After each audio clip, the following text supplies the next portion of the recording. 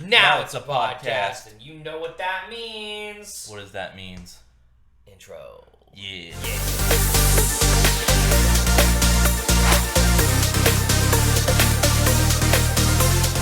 My name could very possibly be Zach. And my name may or may not be Nick. And this is Careless Opinion Podcast. Oh yeah, it is Dare Bud. It is Dare Bud. And the best way to start a podcast. Zach, what are you sipping on? I'm sipping on Smirnoff's Red, White, and Berry Seltzer. Ooh, that sounds good. I know, I'm fancy broad. You fancy. Fancy broad. What you sipping on, boy? I'm sipping on Modelo Chelada, which is beer with tomato, salt, and lime. It's like a Bloody Mary. I love it. Well, you enjoy that. That sounds awful. I love it. It's the first time we've ever had a beer on the podcast where I'm like, ew. Yeah, it is. It's the first time. Wow. Well, Nick, what are we talking about? Today we're talking about creepypastas. Creepypastas. Creepypastas. All right, let's dive on in. Let's dive on in. So, what is a creepypasta, Nick? Tell me. A creepypasta is a pasta that's real spooky. Okay. But on the reels, creepypastas are like these fan-made creepy stories that are fictitious. Okay. They're like urban legends, but they're super duper scary and creepy, and they're amazing, and I love them. Would you have a better definition? You probably have a better definition than I do. I might. Maybe. Not really, no. You just hit the nail on the head right there, buddy. Yes. That's what it is. I mean, it's just a creepy story that, like, started on the internet. And, Yeah. That's it. Well, cool. So, let's talk about some of the better-known creepypastas. All right. The one that everybody knows, dude. Slendy Mans. Slendy Mans, yeah. Slender gentleman. Slender gentleman. Yep, slim guy. Slim guy. Everyone knows about Slim Guy. So Slender Man's an interesting one. Yeah, he's a huge one. He's blown up. Yeah, it's like one of the biggest ones. I mean, I don't know where to start with Slender Man because there's so much. We'll start with like the Marble Hornets thing. Yeah, So yeah. you explain Marble Hornets. I know you've probably seen a little bit more than I have on Marble Hornets. Yeah, I've seen all of them. But yeah, you've seen more than me. Marble Hornets did a wonderful, like, YouTube kind of, like, it was like a film project for their college. And what they did was they pretty much brought that creepypasta Slenderman theory to light. And they just did a full series on it about, like, how this dude was being stalked by Slenderman. They did, like, some where Slenderman breaks into the house, and at the very last episode you get to see him. So they went the whole 9 yards. They brought, like, the full experience. It was really cool. Okay. Now, for those of people who don't know who Slender Man is, it's a creepypasta started on the internet, and the way Slender Man works is he is a tall, mythical figure with no face, and he wears a suit.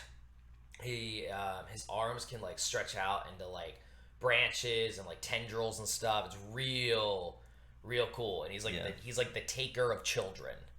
The whole thing is, like, he, like, takes the children away. He's like, there's a lot of weird renditions of it. But my favorite rendition is he's just an evil demon that eats kids. Yeah. Fire. Dope.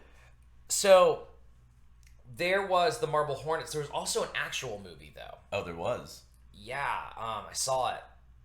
I wasted $10. Oh, wow. It sucked.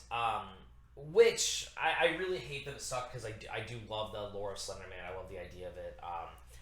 And I was a big holdout hope when I saw it. I was like, yes! Finally someone's doing a Slender Man movie. And then I watched it and I was like, that was disappointing. Why did someone do a Slender Man movie? Pretty much, yeah. I was like, what was the point of you butchering this film? Because it was, I mean, they butchered it. And it sucks because it is such a rich thing. It's so good. It's so creepy if it's well done. And they kind of just didn't do a good job with it, unfortunately. And that's sad. It is sad. Now, Slender Man comes with some weird territory. This is actually real, what I'm about to tell you. So, I want to say in, like, 2009. I don't quote me on 2009, but I'm almost positive it was, like, 2009, somewhere in that ballpark. Maybe earlier. Or later. It's probably later, actually. Yeah, it's probably like, no, not too, probably like 2013, 2014, because we were at high school when all this happened. Okay. So there were 3 little girls, and 2 girls actually lured their friends into the woods and stabbed her 19 times. Oh, wow. They were trying to prove themselves worthy to Slender Man. They were what they were referring to as proxies of Slender Man, which is like his followers. I mean, good God. They ended up, the little girl who got stabbed 19 times lived.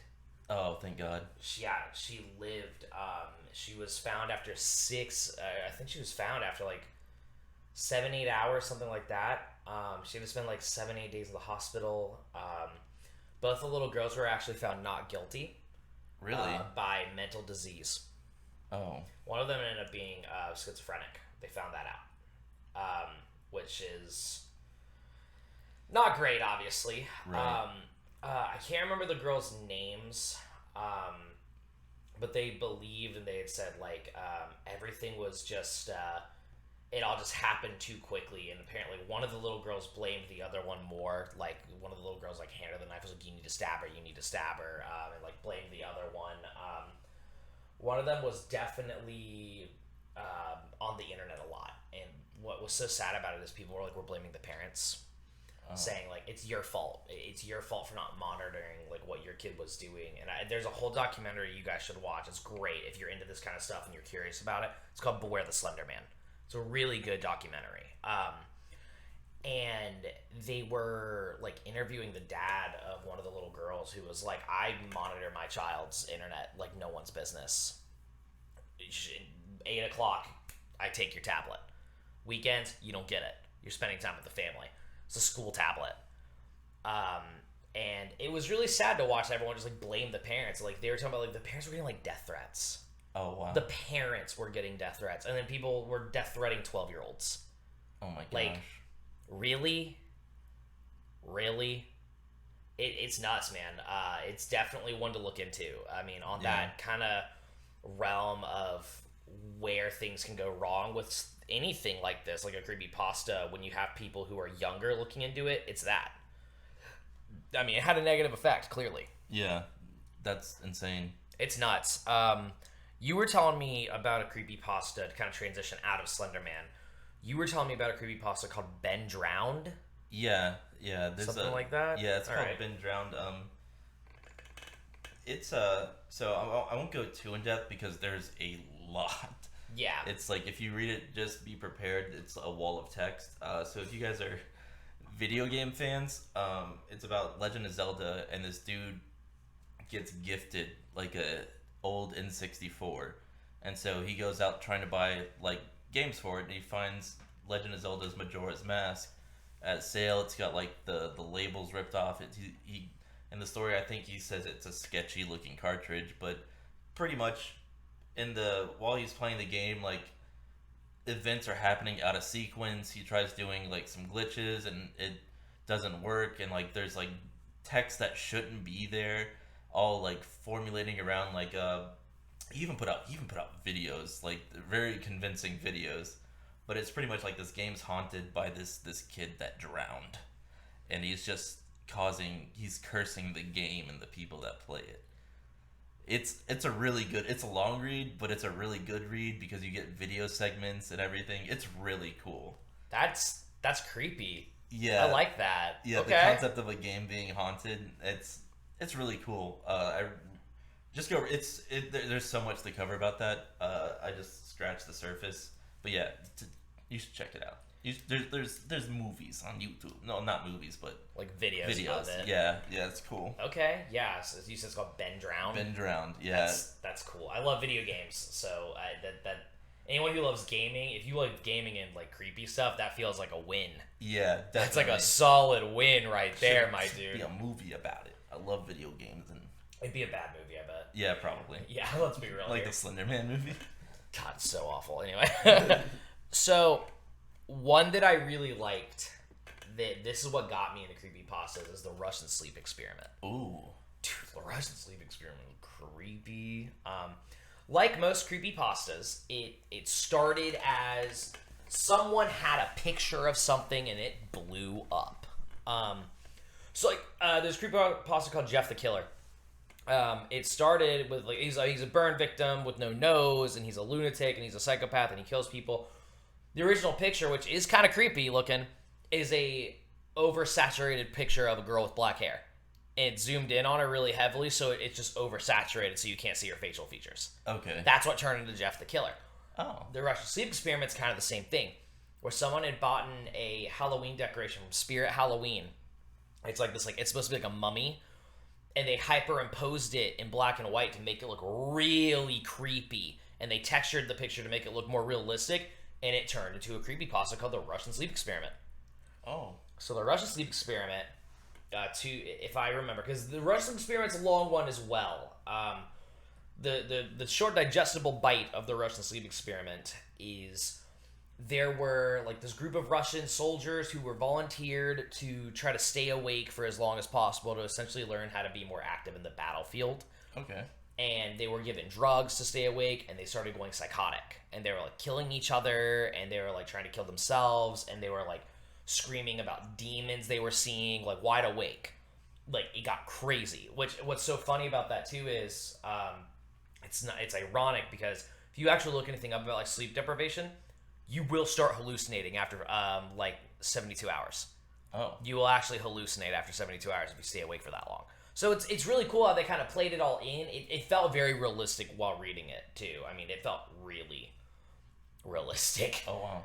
It was very well done. And it ends with them they ended up like breaking out of where they were and like killing and cannibalizing the doctors that had kept them there and escaping into the Russian forest, and no one has seen them since. Oh wow. It's a really creepy one, man. That sounds creepy. If you get the chance, look up, just literally go to Google and type in Russian sleep experiment image, and you'll know the image. It's a creepy image. It's cool though. That sounds cool. The Russian sleep experiment's a fun one. It gets real in depth. It gets real dark. It's really cool. It's long. I've read the whole thing. Oh. It's like Is it long? I think the original version that I read was like 75 pages. Oh my gosh. Worth it. So cool. So creepy. That'll be one I'll have to check out.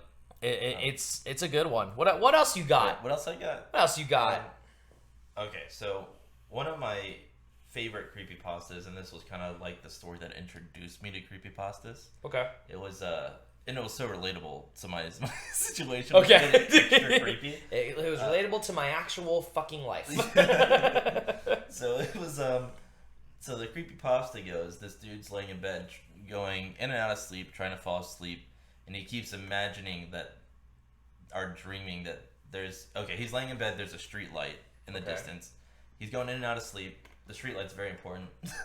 And so he keeps like dreaming about like this thing just peering at him through the window, and its eyes like the street light, and like in and out of sleep, like he'll wake up and be like, oh, and there's nothing there, and he's like, oh, it's just a dream, and you go back to sleep, and there it is again.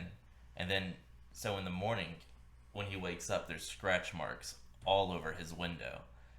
And it was so short, but it was, to me, it was relatable because where I slept, there was a light in the distance, and I was like, this could happen to me. This is it. This is how I die. This is where I die.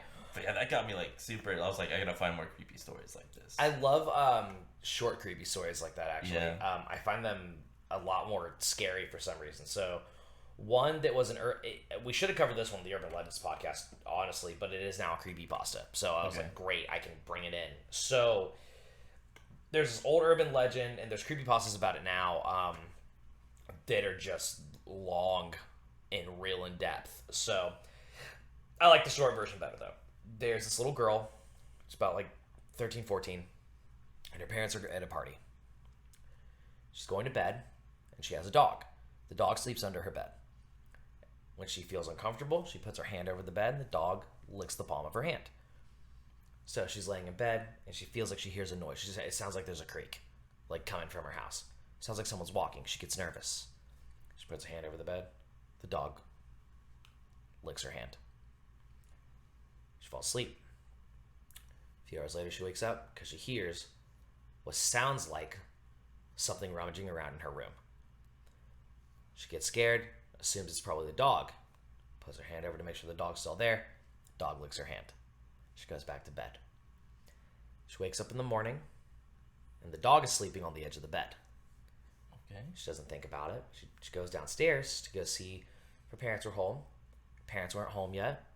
She had a voicemail on her old telephone that said, "We'll be home in a few hours. Love you. See you then."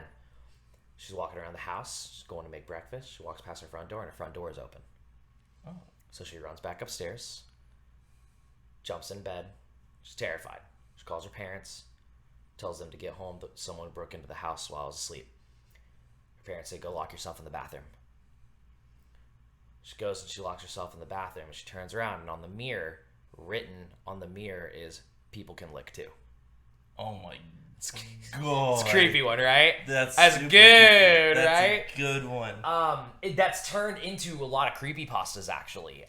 There's like loads of them. One of them, you can just go to Creepypasta's website and type in "People can lick too," and you'll get story after story after story after story.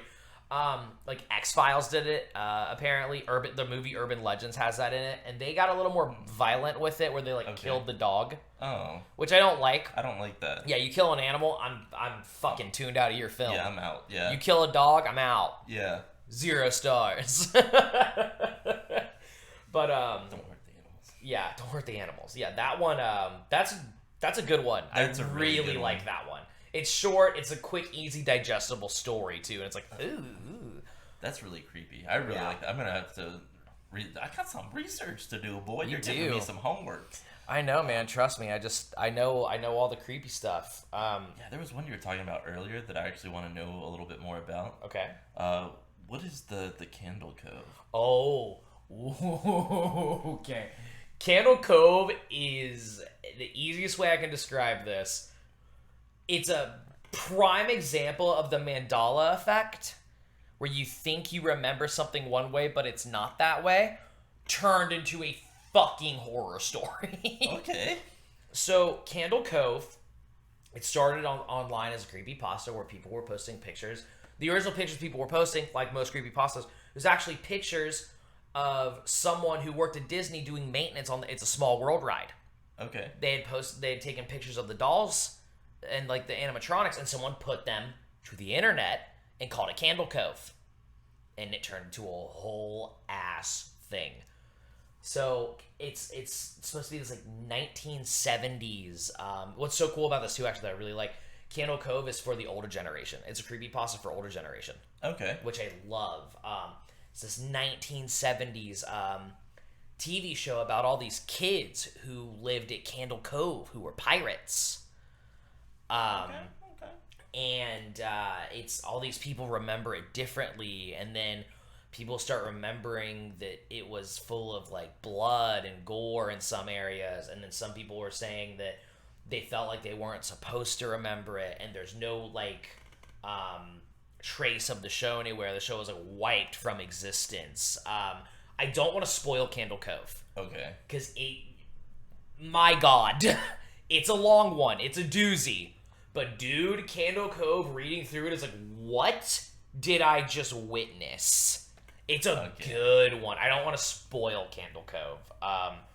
Because that's one that I think people should definitely go look up.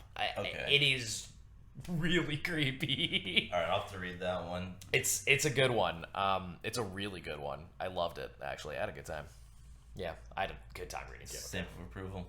Oh, yeah, no. Candle Cove gets the 110% stamp of approval. It's so good. All right. So good. I got more homework. I'm excited. Yeah, you got some homework to do. So I got a question for you. Okay. I got a good question for you about creepypastas.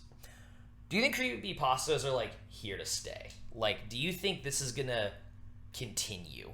Or do you think it's gonna, like, die out like a lot of fads do? What do you think about that?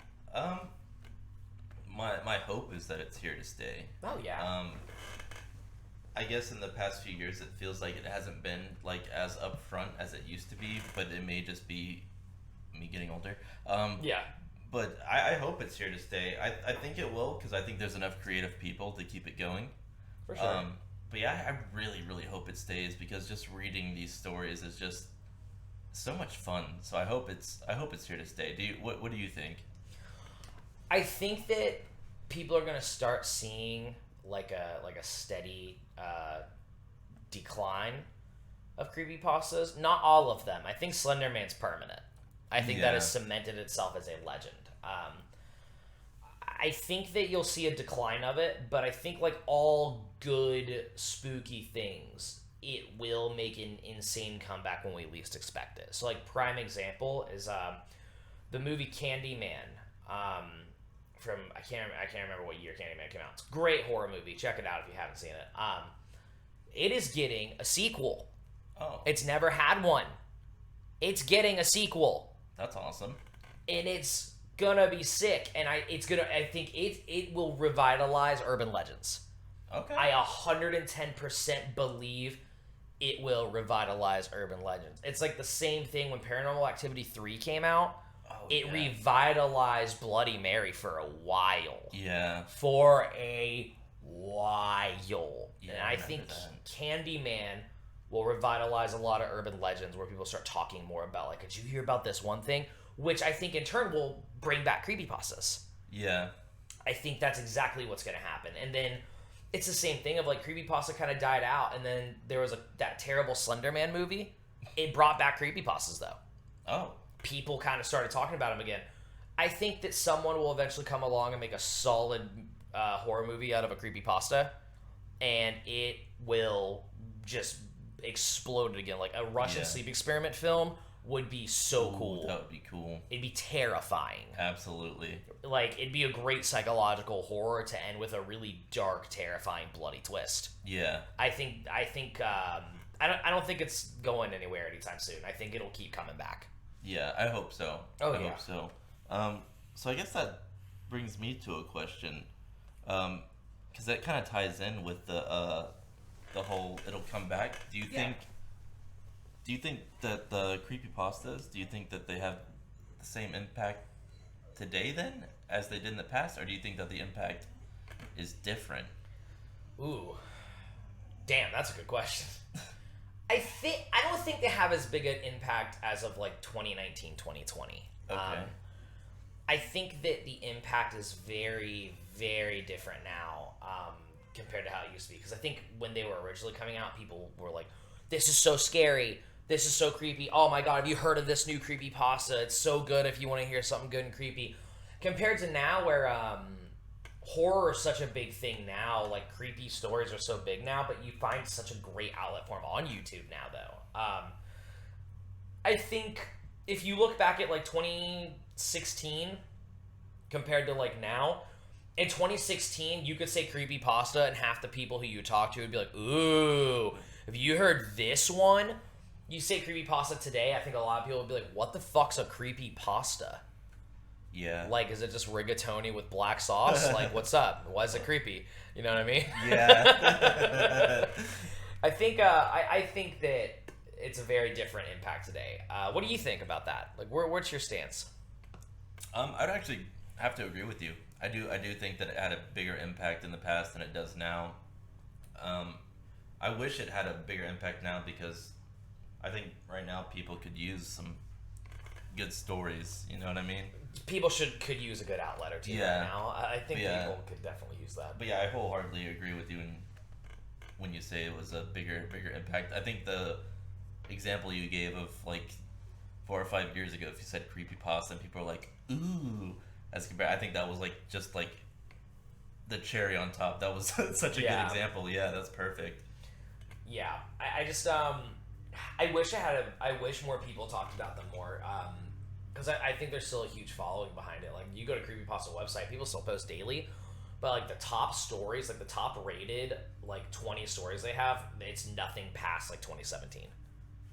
It's like 2017 and prior where their top stories are from. So it's like no one's really contributing or on the website as much anymore, I don't think. Yeah, one thing that I saw, so I was kind of browsing creepypasta before we did the Yeah, podcast. me too. And it was like all the new stories. Like, I didn't even know that they had a rating system now. Yeah. But yeah, all the new like the newer stories don't really get that much past the 5 out of 10. Yeah. Which is crazy. And I think a lot of that also is because not too many people are on the website. Okay. I don't think it's stories because I was reading like snippets of one earlier. I can't remember the name of it. From like it was posted like 3 weeks ago, and I was like, this is really good, but it was like a 2.0 rating. Oh. And I was like, what the heck? And I looked, it had like 3 ratings though. That's it. So it's like, so no one's really on the site anymore. Yeah. Which sucks. Really sucks. Yeah. Get on that site, people. Yeah, go to Creepypasta and get yourself some knowledge. Spread the word. Creepypasta's back in town. Back in town. I wish it was at least one. So, I guess there's a good question. Okay. What kind of impact do you think Creepypasta had or has on society? Do you think it's like a positive impact or a negative impact? Do you think it's something that people should know? Okay. Damn, that's a good question too, man. You're full of good questions today. Shit. Dab. You need to write these down. Wow, I suck at this. I'm not good at podcasting. I'm like, here's our topic, and you're like, great, I have 9 questions I'm going to ask you when you least expect it. I'm like, I'll answer them. That's what I do, baby. Ask the question. I think that in some areas it's negative. I mean, you have like the Slender Man stabbings, period, blank. Negative, negative, negative, negative, negative. But I would view it as like isolated incidences where I don't think it's I think for something to have a truly non-stop negative impact would have to be it's nothing but negative outcomes from reading or learning about it. Whereas to like I think everything has a negative impact. Like everything. Dude, SpongeBob SquarePants has a negative impact. There was literally a little kid who tried to swim to Bikini Bottom and died. Oh my god. Like everything will have a negative impact. I think when it comes to creepypastas, though, surprisingly, the only real negative impact I can actually know about that I know of is the Slender Man stabbings. Other than that, you do have people who are those people who are kind of like afraid of things, who just believe everything they read on the internet, and that's negative in itself. That's unfortunately a whole other kind of toxic issue. But I think predominantly it's positive. I think it's an outlet for people who are just trying to escape the boredom of their daily, 9 to 5. You know what I mean? Yeah. Like, it's fun for, I think, 99% of people who read creepypastas. What do you think? Yeah, I would say, like you said, aside from the Slender Man thing, I would say it's a positive. I would hope it's a positive. I'm a weirdo. I like it when people get creative and do creative things like story, because I can't tell stories. No, but I love reading when people can tell. I can tell you a story that's happened to me. Oh yeah. Yeah, I mean that's all I'm good at. Oh okay. No, not right now. I thought you had a story. I was like, no, I have let's hear nothing it. creepypasta related for stories. I'm sorry, I'm not that interesting. Yes, you are. Yeah, I think it's positive. It's like you said. I'm gonna sound just like a parrot and just be like, yes, exactly what you said. I agree. What that guy said over there. Yeah, I think you put it perfectly. But yeah, like I like it when people get creative and do creative things. So I think it's positive, not only for them to do the creative thing, but it's a positive for the person reading it to experience that creativity. Yeah, I mean, I know loads of people who actually listen to like scary stories. Like aside from like what we had in our podcast, people who just listen to like these short animated films on YouTube, just like fall asleep and stuff. And what's so funny is I've listened to some of them. A lot of them are creepypastas. Oh, really? And one thing, this isn't even a negative impact from creepypasta. This is a negative impact on creepypasta, unfortunately. People don't say it's from creepypasta. They say, here's a story that I learned from a friend. And it's like, no, you didn't. You read it on creepypasta, and it had 1 vote, and it's been up for 3 years. So you're like, this is the perfect time for me to go ahead and utilize this because no one will know. And that sucks. Like, if you're one of those people and you're reading from creepypasta, give whoever posted it credit. You should. Yeah. Because creepypasta it's fun. It's so fun. It really is. And people don't view it like that as much. That's why I do hope with like Candyman coming out and things like that, I do hope that we see that spark in things like this again. I think that people who've never been into it, like if you're listening to this and you're not really into those kind of things, I'd recommend giving it a try. You'd be amazed what you find, and you're like, wow, I really enjoyed this. Yeah. For sure. I would definitely recommend any form of like creepy stories, but specifically creepypastas, because there's just so many. You'll never read the same one twice. That's what's so cool about it. And if you guys have any creepypastas that you would recommend, or if you have a creepypasta, comment down in the comment section. Let us know. We'll check them out.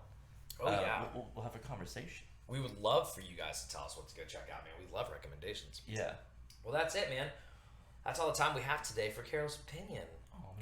I know, creepypastas, man. Creepypastas. This one was fun. This was fun. I would love. As you guys can see, we're kind of ramping up the spooky lately. Yeah. We have another spooky podcast we're preparing for. Won't come out this week, but we have one that's gonna be coming relatively soon as well. We got some more spooky stuff on the way, guys. Oh yeah. You guys seem to be really digging this, and since you guys been digging this, that's leading you guys to subscribe a lot more. Yeah. And we're almost to 50 subscribers. Oh, no. Yeah, you like that segue, bitch? That was good, right? That was so clean. I know. Thank you. I know. And I've said it in the last few, and I'm going to say it until we get it. Once we hit 50, we're going to give you guys a embarrassing stories podcast. Oh, no. And it's just going to be me and Nick berating each other about dumb crap we've done. I got some real embarrassing stuff to say about Nick. Nick's got some ammo against me, and I, being the good friend that I am, have ammo I'm gonna give him. Oh. Yeah, I gave you one already. I got another one just for you. Oh. Okay. And I'm gonna tell you right after do the outro. Don't you dare leave this channel without liking it, Commenting, subscribing, sharing, tearing, clicking that bell icon so you get notified whenever we upload, and following us on the Insta fans, which you can do right meow, my dudes. Right meow. No. Right meow. Meow? No. Meow. Meow, meow, meow, meow. You can do it right now. So what you're going to do, if you're on your computer, you're going to go to our banner, and then the bottom right corner is a little Instagram icon, and you click that, it'll open the link to our Instagram. You can follow us like that. If you're on your phone or your tablet, what you can do is you can go to our bio, you can click the Instagram option of follow on Instagram. It'll open your Instagram app because, hey man, technology. Technology, dude. And again, you guys, thank you so much, and we will see you guys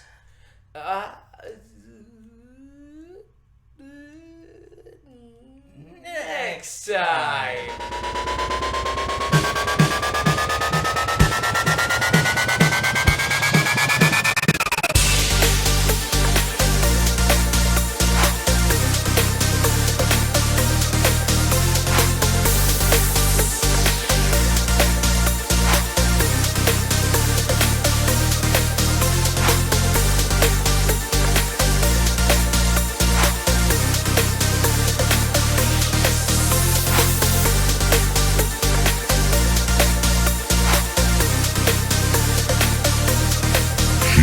Podcast.